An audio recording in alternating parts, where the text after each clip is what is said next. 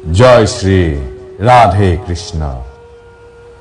শ্ৰীমদ ভাগৱতৰ নিৰ্দেশক যথাযথভাৱে অনুসৰণ কৰিব পাৰিলে অতি সহজে সমস্ত ভয় আৰু উদ্বেগৰ পৰা মুক্তি পোৱা যায়। এই জীৱনত ভয় শোক আদি বৰ্জিত হৈ পৰৱৰ্তী জীৱনত চিন্ময় স্বৰূপ অৰ্জন কৰা যায়।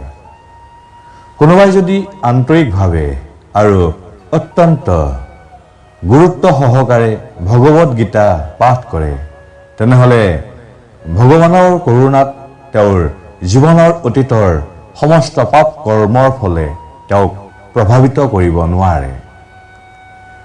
প্ৰতিদিন পানীৰে স্নান কৰি মানুহে নিজক পৰিষ্কাৰ কৰিব পাৰে, কিন্তু কোনোবাই যদি ভগৱত গীতাৰ গংগা জলত এবাৰৰ বাবে হ'লেও স্নান কৰে, তেনেহ'লে তেওঁৰ জড় জীৱনৰ মলিনতা একেবাৰেই বিনষ্ট হৈ যায়।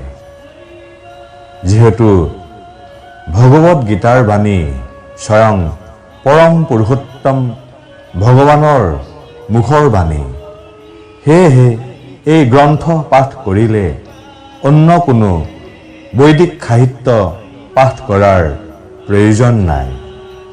গভীৰ নিষ্ঠা ও আন্তৰিকভাৱে নিয়মিতভাৱে ভগৱত গীতা শ্ৰৱণ ও কীৰ্তন কৰিলে আমাৰ অন্তৰ্নিহিত ভগৱত ভক্তিৰ স্বাভাৱিক বিকাশ হয়। ভগৱত গীতা হৈছে মহাভাৰতৰ অমৃতসাৰ, যি আদি বিষ্ণু ভগৱান শ্ৰীকৃষ্ণই নিজে কৈ গৈছে। যোনে গীতাৰ এটা অধ্যায় বা এটা শ্লোক বা অৰ্ধ শ্লোকো মাত্ৰ পাঠ কৰে, তেওঁ সংসাৰৰ পাপৰ পৰা মুক্ত হৈ বিষ্ণু ধামলৈ গমন কৰে। যি ব্যক্তি গীতাশাস্ত্ৰ নেজানে, তেওঁতকৈ অধম ব্যক্তি আৰু কোনো নাই।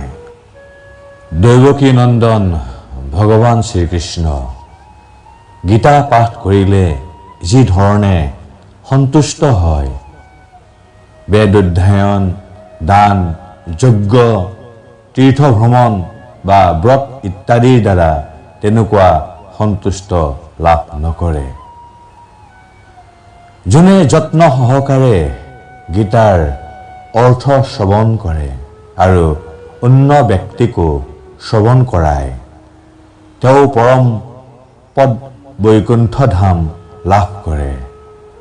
যি ব্যক্তি সাদৰে ভক্তিভাৱে বিধিপূৰ্বক শুদ্ধ গীতা পুস্তক কোনো ব্যক্তিক অৰ্পণ কৰে, তেওঁ যশ সৌভাগ্য আৰোগ্য লাভ কৰে, ইয়াত কোনো সন্দেহ নাই।